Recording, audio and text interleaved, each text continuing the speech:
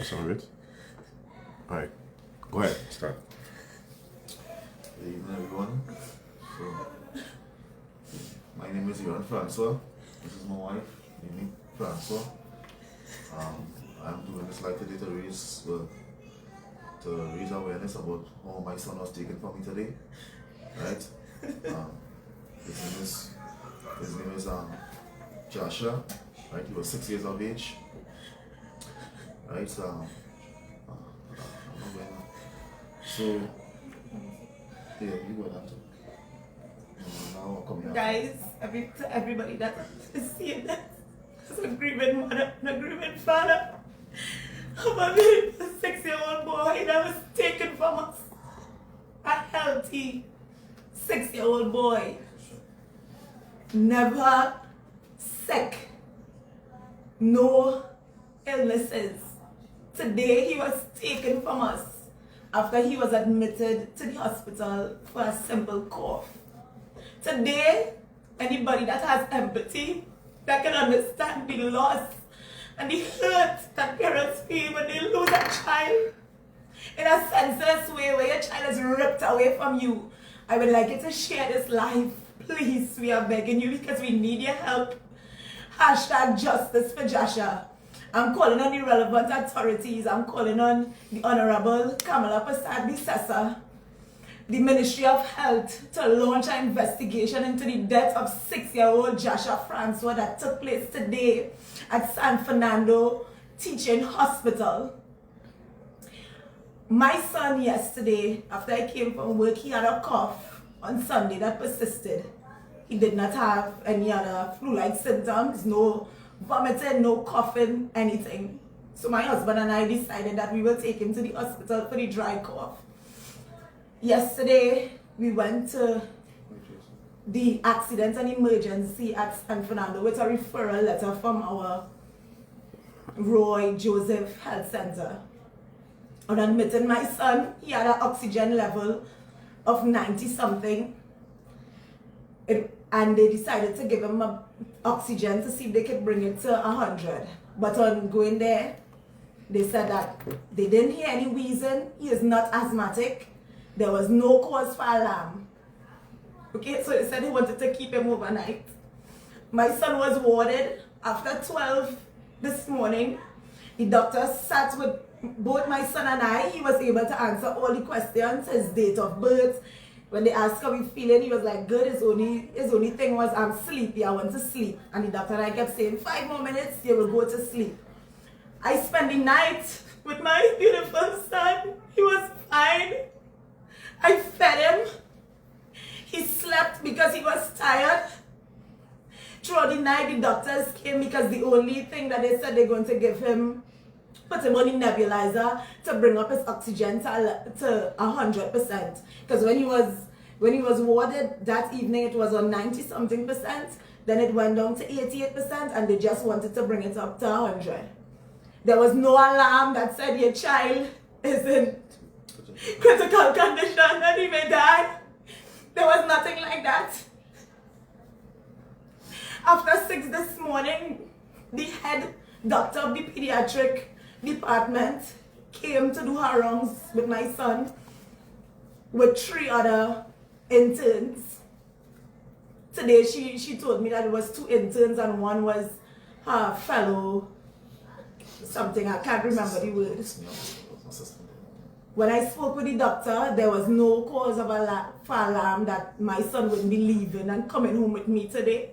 She said, Mom, it's flu season and we have a lot of kids coming in with the cough. We're just going to put in some antibiotics, keep the nebulizer going, and we want to add the oxygen and the nebulizer to make sure that his oxygen level goes up to where it's supposed to be. At no point did they say to me, hey, your son is in a critical condition. Hey, you need to call your family members because we think your son will be in distress. I woke up, I brushed my son's teeth for the last time. I fed him. My husband was at home with his brother and he came to relieve me after 7. I came home to take a bath and before I could have done that, my husband was calling me, you need to come now. So what had happened? My wife stayed with him overnight after he was admitted. Alright, and he was warded on Ward 11 of the teaching hospital, the pediatric section. I came there this morning. My son was normal, right? Apart from the little nebulizer and the stuff they was giving him because of the dry cough, and he will get a lung infection, right? Something which was admitted to before, and he was normal. He was talking to me, well, he was asleep. So when I came upstairs, my wife also leave shortly before, right?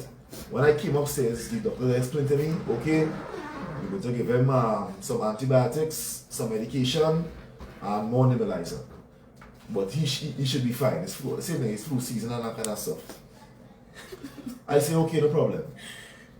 So when I sat there and the nurse came, well, he had already had an IV in his hand, he was getting liquids, right? And the nurse came with a syringe, and a vial to administer some medication through the IV. Normally, I don't really question the medical professionals as to what exactly they give him a son. Once they say like his antibiotics or his nebulizer, you know, I need to know basis. Shortly after she administered that particular medicine through the IV, my son wake up one time and he started complaining about a burning sensation in his hand. Explaining himself to me that daddy, it burning in my hand, it burning in my hand, it burning in my hand, dada. So when I called, I said, nurse, what's going on here? And he started crying frantically. Right? I said, nurse, what's going on here? So when she see the discomfort he was in, she stopped the medication. So and then now that prompted me to ask what was the medication he was giving my son. Magnesium sulfate. And she called it magnesium sulfate. I said, okay, no, I'm not going to question the nurse as to, you know, but I just asked the nurse, I said, okay, is it normal for children to get that kind of reaction to that type of medication? And well, at that time, she thought it was probably the position of the IV probably needed to adjust or change. So she took off the IV, stopped the medication, and immediately thereafter my son came back to normal. And he talking, oh yeah, well, he vomit. The medication causes the vomit, right? So when she stopped the medication, when she stopped the magnesium sulfate through the IV now, he come back to normal. But I said, Jasher, stand up. I had to take off his jersey and a jacket and clean him out. He sat up on the bed normal. I took off his jersey. When I give him instructions, move your hand. He talking to me normal and saying, Dada, when mommy, he asking for mommy, when mommy, you know, Dada, I want to go home. You know, that kind of question, and we talking normal. So he come back to normal. He wasn't crying again. So when I finished changing his clothes to give him a nebulizer, he was breathing on the nebulizer normal. He was lying on the bed normal. His oxygen level was? The oxygen level was 95%.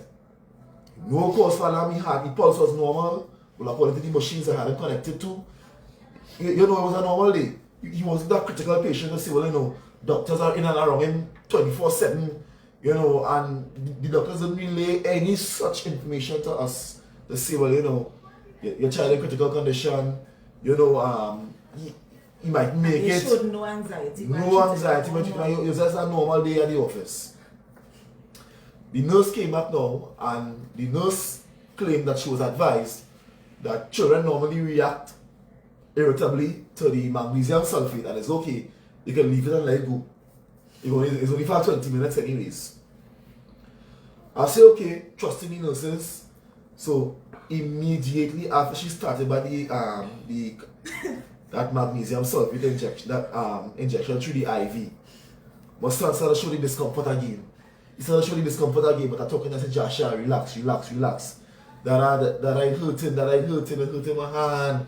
It hurt my hand. I said, no, she said, no, leave it now, let me stay still. I said, well, okay. And I talking to him and I comforted him. But then now, I noticed when the nebulizer finished, well, it was almost finished, she said switch back to the oxygen. But I find out but I thought he was sleepy. I thought he wasn't getting sleep. Right, so he's when she started back in this, as I forgot to mention, he vomited again 3 times. He just vomited. Let me interject here. And he talking to me, he said, Dad, I want to vomit. Dad, I vomit, and I put in the bag by him and he vomited. Go ahead. And the notes that the doctor would have taken in accident and emergency when we were admitted, we sat with the doctor for over 50 minutes, and in those notes, there is proof that I said since he started coughing, he had no vomiting, no runny nose, no fever. So this vomiting, my child was not vomiting. I can't tell you the last time my child vomited. Yeah. So this vomiting was brought on by that medication. Right? After he vomited 3 times, as well, the medication still going, as he lay down in the bed, I think he fall asleep. Well, you know, I think he was just feeling a little drowsy and he falling asleep. Another nurse now came and she said, why his posture like that? Make him sit up on the bed more. And that is when I push him and I realized he I still think it's the nurse who pick up on it now and noticed he was unresponsive and started vigorously shake him up. And she raised the alarm, and by then about 10 doctors came, and you know, I was immediately pushed aside. The doctors, this time a senior pediatrician and some other doctors came, and they were literally trying to resuscitate my child. Right? From over here in the conversations, they was asking for adrenaline, they was asking for they raised the oxygen flow to over 100, and they was doing CPR. They was on my child, and he was totally out of it. He was totally out of it. He was already gone. Right? What I saying is today, I don't understand how a child could transition from being responsive, alert. He was running and playing even the day before he was running and playing, to this passing away in an instant like that. In 10 minutes. Especially after you administer a particular medication to him, and he had an immediate adverse reaction to that particular medication. What I call it for is a thorough investigation into the death of Jasher François, at this Justice for Jasher at the San Fernando Teaching Hospital, Ward 11. I call it for no stone to be left unturned. I want a comprehensive report to be done. We have to get justice. This is not right. And I would say, when my husband called me, I was now going to take a shower, and he said, "You need to kill me, child." I couldn't believe it. I went to the car. I didn't even know how I reached upstairs. I jumped out my car, security guard. I had to drive back. It had no parking. Imagine I told the security, my son unconscious. She said, "There's nothing I can do for you." I had to drive around for over 10 minutes until my husband called and said, "He died." And I jumped on my moving car, and it's the security guard. Thanks to whoever she was, she drove me. I didn't even know how I got back my keys, and when I went upstairs, the lifeless body of my healthy 6-year-old baby that I just left, and we just talked, and I told him I'm going home and make broccoli for him, his favorite vegetable, and bring it back. When I reached, blood coming out of my son's nose. His chest covered in blood. My healthy son that I just left.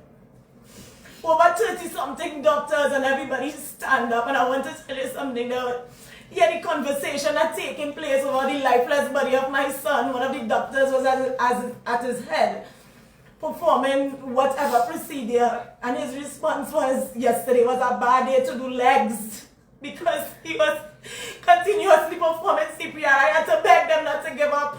Then I had to say everybody was just standing around with their hands full. And I said I had to have the courage and the immense of looking at the lifeless body of my son to say, anybody here actually trained or have experience in resuscitating persons and children? And then they said, yes, just one person. And let me show you the person was stand up like this. She's the head of the ICU, and this was her posture. No empathy. No anything to say, well, Mom, your healthy baby boy is gone from you. This was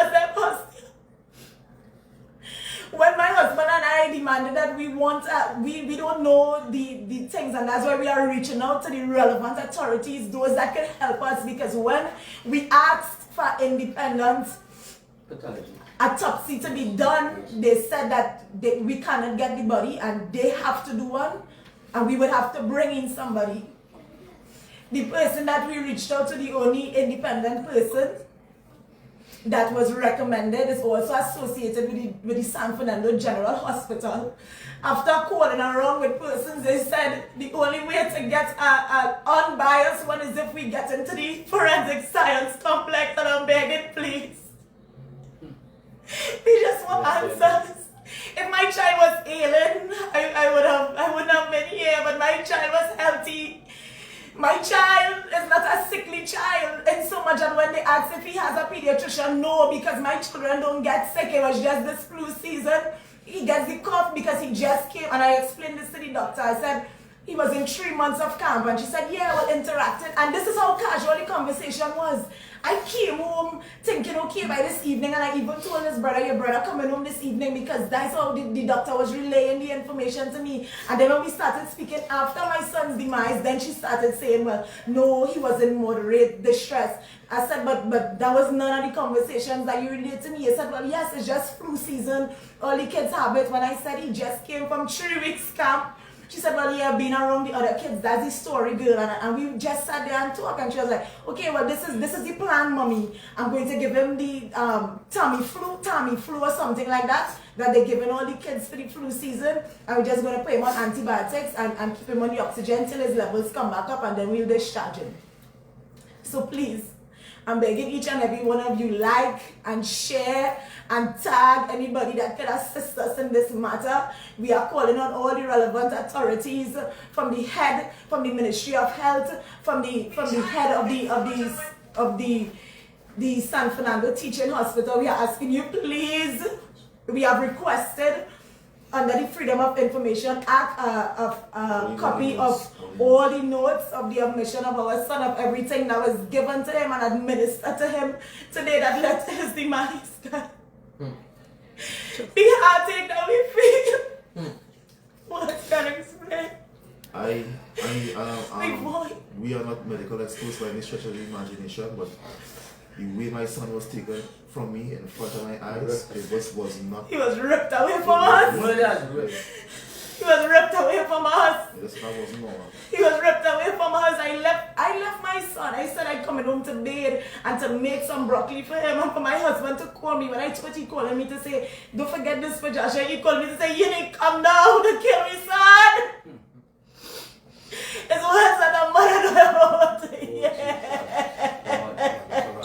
The fact remains that before the administration of that last drug that they gave prescription to, the child was fully responsive, right? His vitals was good, right? His vitals was really good. How it is that after the administration of the drug, within 10 minutes, the child was completely dead, right? We also have pictures to show where his body was on the extreme, bleeding through the nose, blood all over the hospital floor. It was truly a traumatic experience, and we're asking for proper forensic investigation into what transpired in that hospital today. Yes. Right? So we really need you all to spread this and push this out, because we really want justice.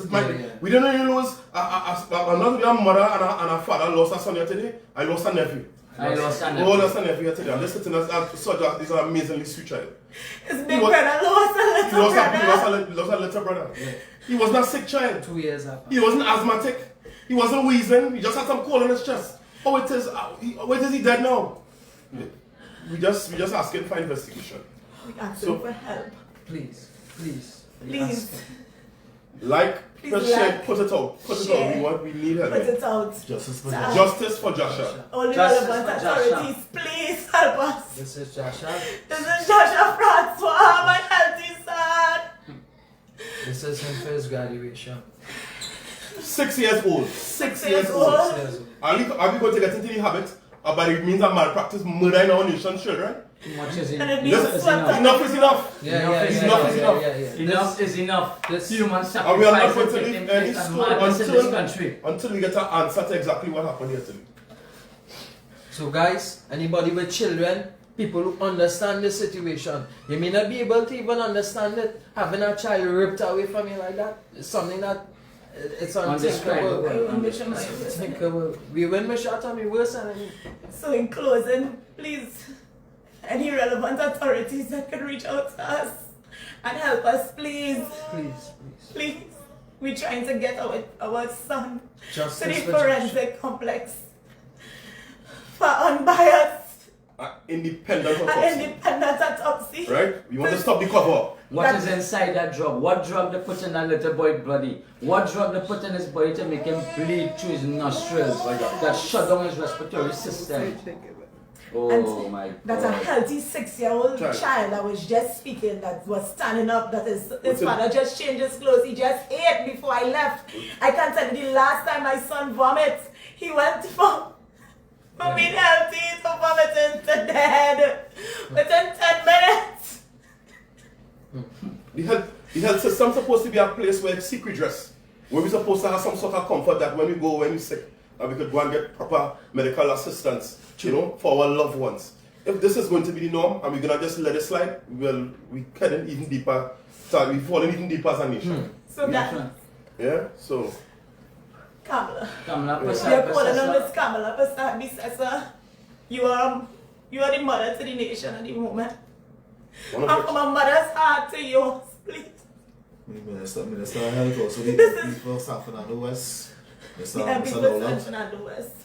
We are asking you to please assist us in this matter. Please. I'm asking everybody again to like and share and repost and let's bombard the timelines. Let's tag all the relevant authorities. Justice for Jasher. Justice for Jasher. Justice for Jasher. Justice for Jasher. Justice for Jasher. Justice for Jasher. Have a blessed day, everyone. Excellent.